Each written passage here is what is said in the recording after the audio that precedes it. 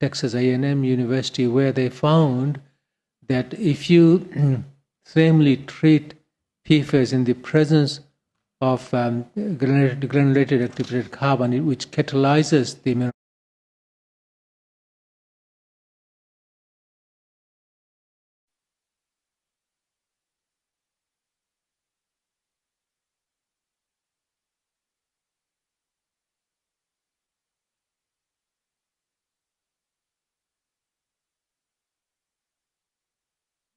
Thank you. So if you could state your name and position title, please, and then swear either an oath or affirmation. Right. My name is Robert Manning. My affirmation, I solemnly swear, solemnly and sincerely and truly declare and affirm that evidence now I'm about to give or about to be given by me shall be the truth, the whole truth, and nothing but the truth.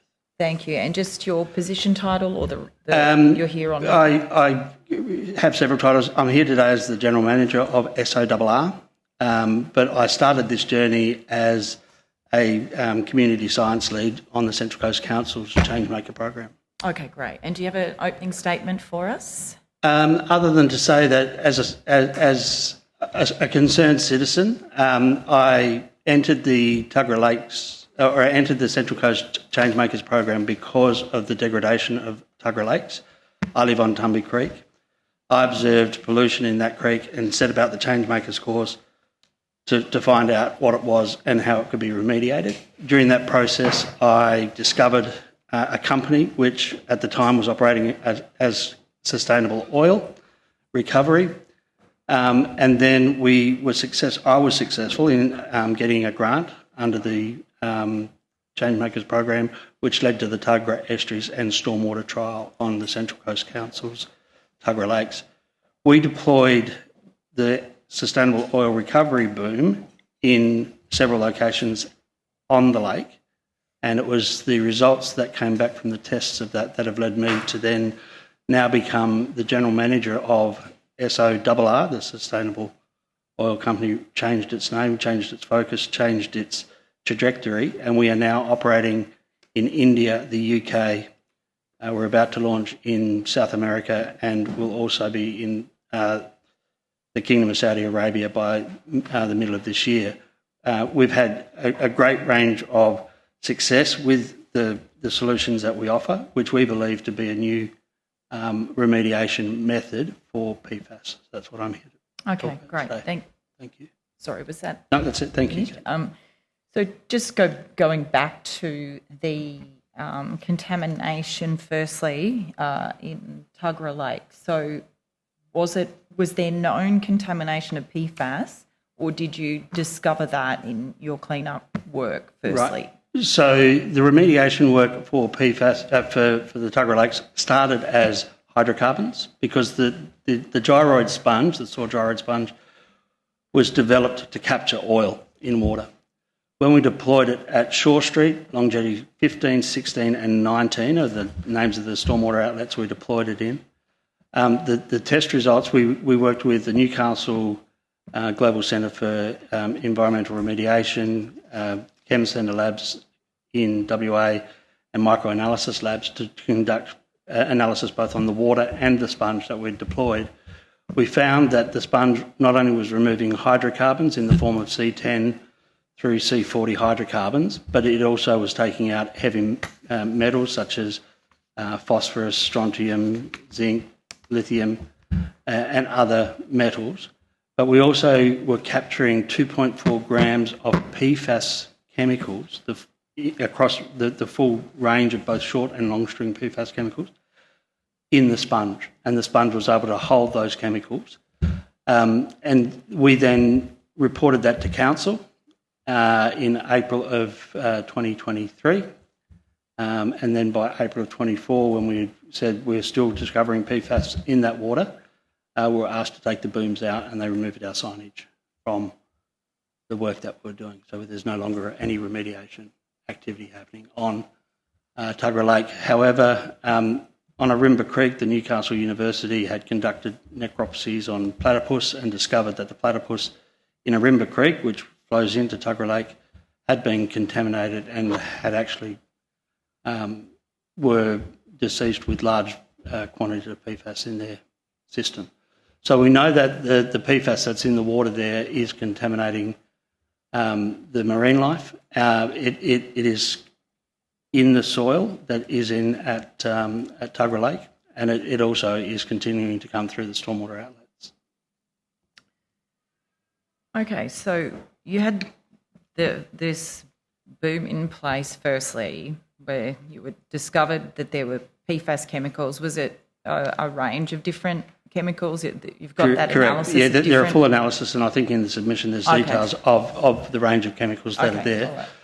That's But subsequently, we've worked with a laboratory in the UK called Socotec, who are one of the world leaders in testing water samples in the I suppose, spill response arena, and we've had it confirmed that the gyroid sponge is capable of capturing the full range of the PFAS chemicals, and then the destruction process we use, which is a titanium dioxide decomposition process, has the capability to actually break those chemical bonds that hold the strings of PFAS together, because it operates at a temperature of around 800 degrees 800 degrees Celsius without the use of flame. So it's a process that is normally used for chemical waste, but it's been developed to tackle our sponge and PFAS. How long was it? How long was your sponge, your boom in the water at Tuggerah Lake? For over 15 months. So over 15 months, and then you approached Central Coast Council? We approached Central Coast Council within the first 3 months of the deployment of the booms, reported that as part of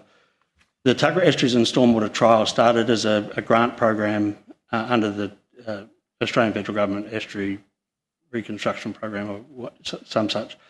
And so when the results of the testing were coming through for the hydrocarbons, David Meehan, the local member for the entrance, had identified that a number of long jetty outlets were contaminated with diesel, and so we were asked to deploy the sponges to pick up the diesel that was coming through the stormwater, but it's the same results were coming back for the PFAS at that 2.94 grams per kilogram. Sorry, just talk us through, and I'll go to other members with questions. Talk us through what happened when the council told you to take the booms away, and that was it. Talk us through that. So you notified them of the results, and then what happened? So we suggested that we could help remediate that using the sponge has three things that it can do. It can do diagnostics, can do remediation, and can do prevention. So we put a proposal to them. We were told by the Central Coast Council that they had problems across their waterways and they couldn't pick and choose which waterway they started with or did work on. We asked them to sign a release saying that we are happy to take the booms out but don't want to have any responsibility for any action further down the track. They wouldn't do that. And then they asked us to take them out. So we did. Other questions by members? We'll go to the opposition. Mrs. McDonald. So with the once you've removed, sorry, start again. Thank you for your submission. So it's not a once-off solution, is it? It has to be repeated. It has to be repeated because the PFAS, and I don't know whether it's come out in your inquiry so far, but the PFAS will settle in the sediment on the base of a riverbed, a lake, a creek, in the sediment that builds up in stormwater outlets.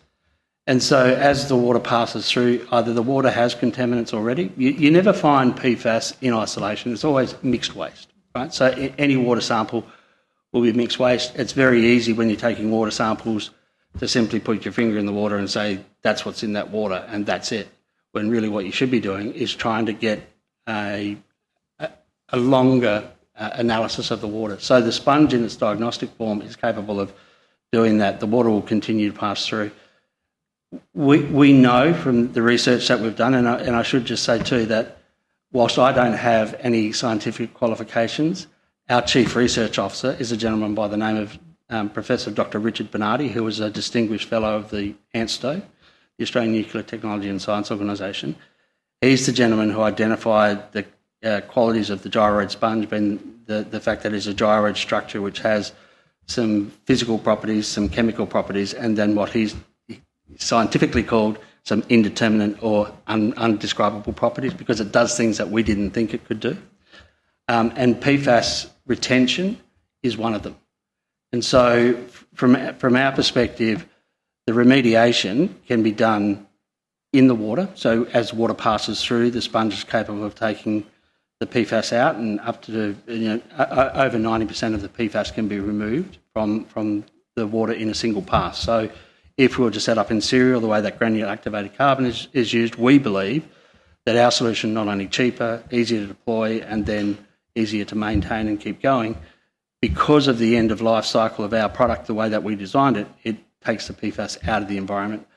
And I think, Kate, I don't know if you have recognised my name as the person who helped set up the Organ and Tissue Friends of Parliament for New South Wales. I'm a liver transplant recipient and I'm immune compromised. So I'm very particular about what I do with my time and how I do things. I'd actually retired onto the Central Coast. And when I saw PFAS in the water, that raised alarm bells. So for the last 2.5 years, I've spent a considerable amount of time trying to understand this challenge. The reality is when it comes to the range of chemicals, we can look at taking it out of the water. We can deploy trench-based soil remediation. So as groundwater rises up through the soil, that will flush the PFAS out. PFAS is not the sort of chemical that just sits there and waits for something to happen. In December of 2024, just a couple of months ago, I went to the Christie's Beach or Christie's Hill Metropolitan Fire Service Station, which was a contaminated site. And I was expecting, although I'd grown up in Adelaide, to go and see a fire station on the top of a hill, isolated. Right next door, and it was on the high side of a mound, it wasn't a hill in Adelaide, it's probably very flat, there was a Telstra building and then 16 flats on the same residential block. So that fire station, and I'd spoken to the senior fire officer who was involved, never used fire retardant chemicals on that site. So the PFAS that's on that site, they've been blamed for, but he tells me that it's not from them. There's a lot of industry around there, so the PFAS chemicals, as we've found, are proliferating through. And so fire retardant chemicals are the easy target, right? So if you see a fire, the fire, it's over there, that's where the fire, but who started it, where did it come from? So the reality is, PFAS, yes, it is out there, but it can be remediated one waterway at a time without the complex nature of the granular activated carbon, because one of the challenges you have with GAC is that once you've contaminated it, you have to then either incinerate it or bury it. So we either burn it or bury it. When you burn it, you create other toxins. When you bury it, you create a problem for later on. But if you use the titanium dioxide decomposition, we can break it down. And is your technology at commercial scale? It is. And the frustrating part is on the 28th of January this year, last week, we signed a $20 million contract with Bharat CSR Network in India to deploy across the rivers of Goa, the Waste Management Centre, the Goa Waste Pollution Control Board. So we've had success overseas. We're going to the INSPIL conference in April in the UK. We launched in June last year. We have knocked on virtually every door here. I've written to journalists from every media outlet, the ABC, the Nine, everyone, telling them that we've got a solution here in Australia. I am a member of the ANSTO Nandan Innovation Crew. I co-chaired a webinar with Dr. Stuart Field and Dr. Elizabeth Tondell, and we spoke about the capabilities that we have, and we just can't get traction in this market because, like when we reported it to the Central Coast Council, they turned away and said, thank you, but problem's too big for us. So just in your opinion, would mandatory sort of industry-funded remediation be an effective solution? I think potentially so. I think one of the challenges that you've probably heard is that it's difficult to identify the source. One of the reasons why it's difficult to identify the source is it's difficult to collect the PFAS in significant quantities to determine who the source is.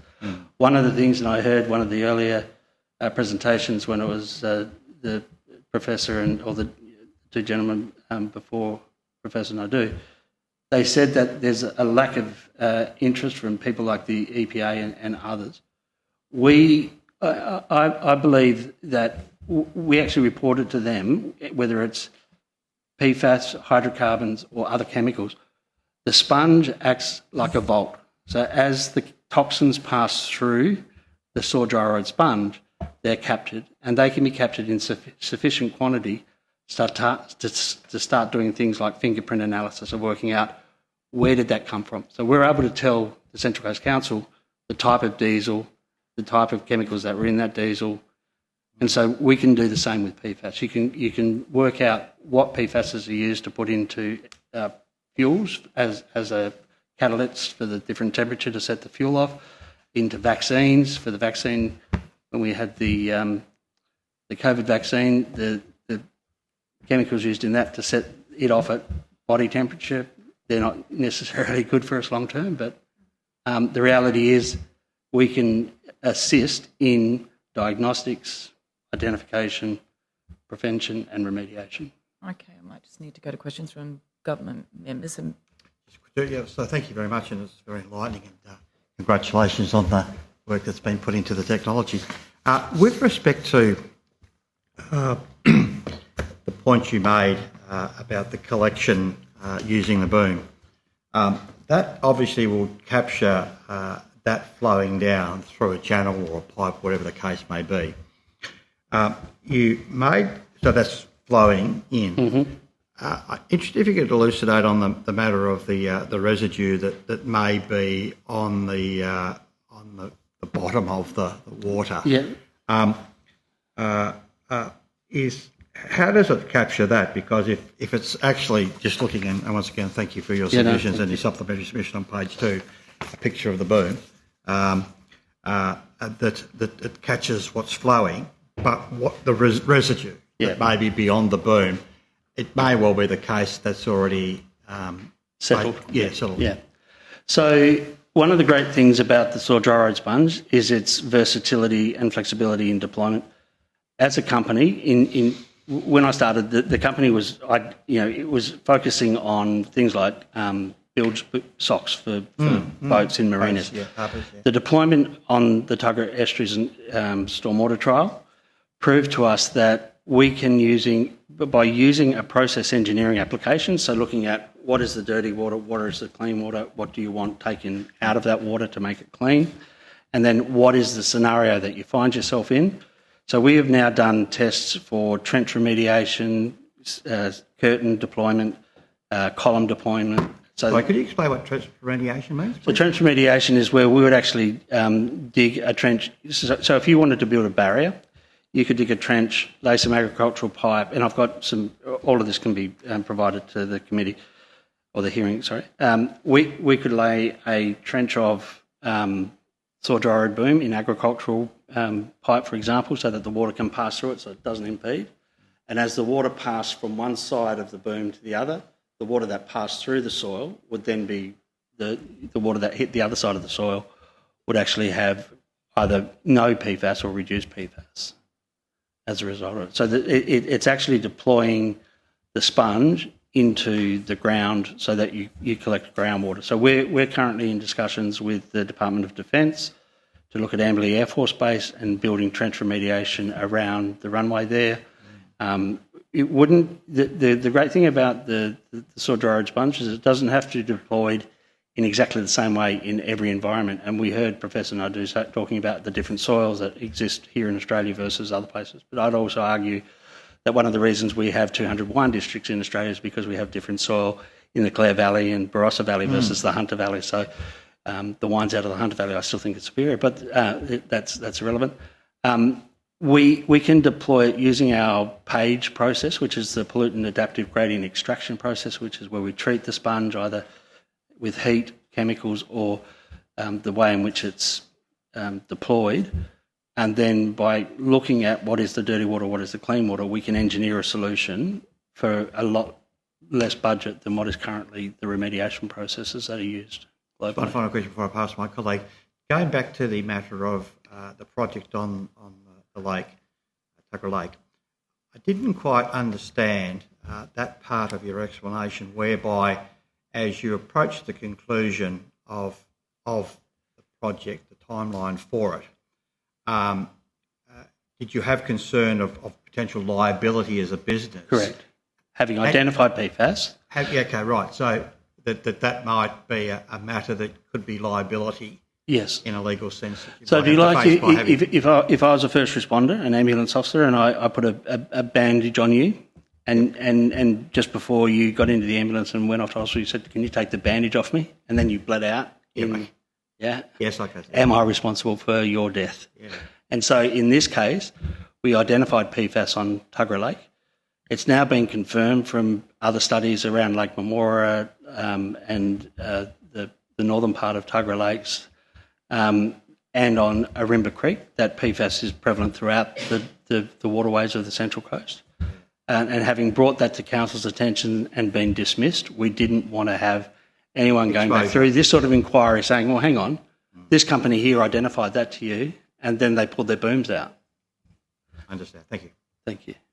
Thanks, and thanks for your submission. I just wanted to ask a bit more about the trial that occurred at Tuggerah Lakes, and just see, in terms of the feedback from the council and what they said, you said they're not interested in taking up the technology and rolling it out elsewhere.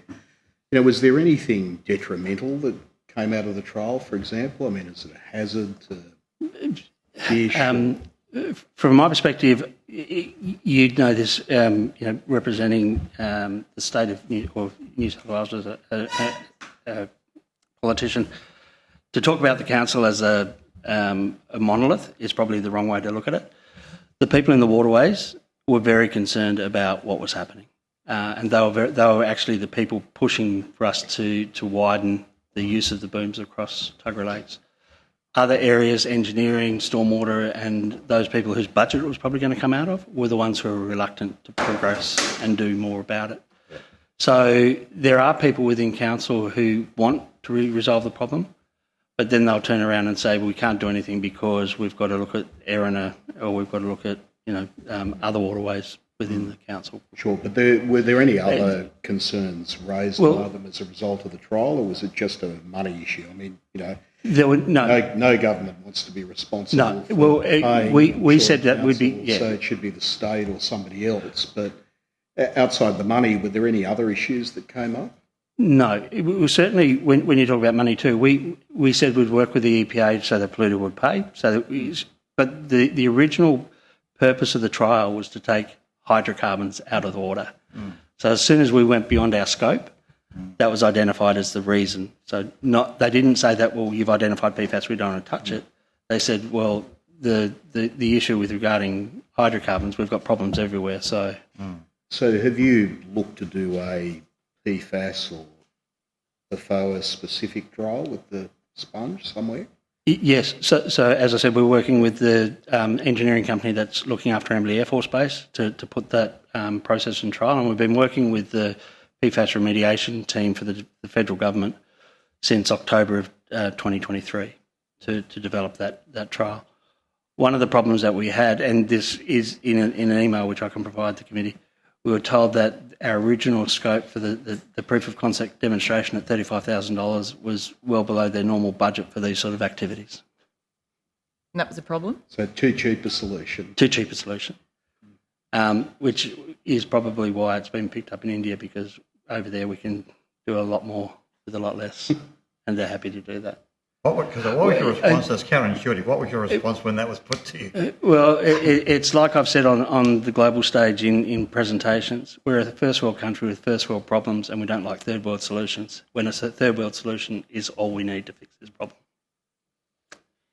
Can I ask then, just in terms of around, sorry, they're not going to, just around the area, Central Coast, what is being done that you know of to clean up PFAS in waterways? Is there anything? As far as I'm aware, nothing. Okay, Yeah. thank you. And that was born out of the fact that after the Newcastle University's Arimba campus, which is right on Arimba Creek itself, identified through the necropsies of the platypus, which was, I went on ABC Radio at the end of last year to talk about that specific issue with Scott Levi. And we've had zero response from them because they've had zero response from anyone who wants to help them identify it. Because we actually offered, and I'll do the same with Professor Naidu, we're happy to offer our gyroid sponge to anyone for free to demonstrate its capabilities, because we believe it's an Australian discovery backed by research, advanced by science, that is going to take off, has taken off overseas, but not here at home. Mr. Barrett. Possibly a very broad question, and asking from a community perspective, like what does utopia look like for you with this product? Like are we using it to stop PFAS getting in waterways? Are we going to, can we use it to clean up the situation we saw in Katoomba the other day? And then I guess if you want to go on a bit of a ramble, what do you need to get to that point? A very good question, and I've heard that said to you a few times today. Utopia looks like where we understand just how big the problem is. I think it's easy to say it's too big for us to address. One of the challenges that we have, and we heard before about from the two speakers before me, the ability to actually test where the problem is. Like it reminds me of the story of the police officer who went over to the drunk guy staggering around under the street light. And the officer said, "Are you okay?" And he says, "Yeah, I'm looking for my keys. I can't find them." He said, "Did you lose them around here?" He said, "No, I lost them over there, but there's no light and I can't see." So we're happy, it seems to be, as bureaucracies, to say, well, if we don't know where the problem is or where it's coming from, then we don't have to look everywhere for it, because everyone's saying it's everywhere, so if it's everywhere, we can't fix it. The reality is, if you can identify source by even within something like Arimba Creek, Tumby Creek, Brisbane Waters, the Sydney Harbour, we're looking to work with Sydney University on trials where we put it in at places like Rhodes and other places, because for me, how do we get there? As I said, we're happy to give our sponge to anyone who wants to demonstrate the capabilities of this product. The reality is we can develop solutions, like Professor Naidu said, at residential level so that it can be used for filters on taps. We can use it for trench remediation around long runways for the airports, and every airport in the world has the problem, so they're part of the 10 million sites that are contaminated. The reality is we stand on the precipice of something that is well beyond our comprehension as to how vast this problem is and how long it will take to clean up. But we have to start somewhere. Our solution is, a fraction, like many fractions less than the current methodologies that are used. So if we look at the Blue Mountains water treatment plant, very curious that they announced that there was PFAS in the water, shut the dams down, and 3 months later opened up a $3.5 million plant. I don't know how you could build it that quickly. So they knew it was there for a long time before they announced it, and that's the same in every council. We're currently talking with Shire Biz, which is a group down in the Sutherland Shire, to see how we can help them with Sylvania Waters and other waterways. But we're a small team. How do we get there? We're going to do it because as a company we've decided that we are going to clean the world's oceans one waterway at a time. Thankfully, the Indian state government of Goa found that we were the right solution for them, and as the money flows in from that, we'll deploy it here on backyard projects. Are the booms manufactured here in Australia? The booms can be made here in Australia. The gyroid sponge has to go through a particular process, which we've only found 2 manufacturers in the world that can do what we need them to do. Only one was prepared to use our formula. They're based in Malaysia. We bring the sponge from Malaysia, and we create the booms both here in New South Wales and in Perth. But in our whole philosophy as a company, and it is to, if I was to just take a leaf out of our Indian company, which I travelled to India for the first time in May of 24, was to pick up on Modi's vision of made in India, sold to the world. But ultimately, as a company, we want to make the victims of pollution the beneficiaries of remediation. So in India, for example, the Sayampurwana women, which is the self-sustainability, and it does sound gender biased, but in India it is a very gender-biased country. They call them the Sayampurwana women. They're going to be making the booms from recycled fabric that they recycle themselves with the sponge that we give them, and they're giving the booms to the fishermen who will fish for oil and trawl for plastic and then turn that into valuable building materials. Just a couple of quick questions. No, there's no time for a couple of quick questions. Sorry. One quick He question. took the last one. No, you took the last one. 10:46. 10:46. Tough. Thank you so much for appearing, Mr. Manning. I think we could have gone on for some time. That was very interesting. The committee will be in touch with you if you took anything unnoticed. I'm not sure you did, but we wish you all the luck, and thanks again for the work you're doing. Thank you. Well done. Thank you. The mistake you made, Cameron, was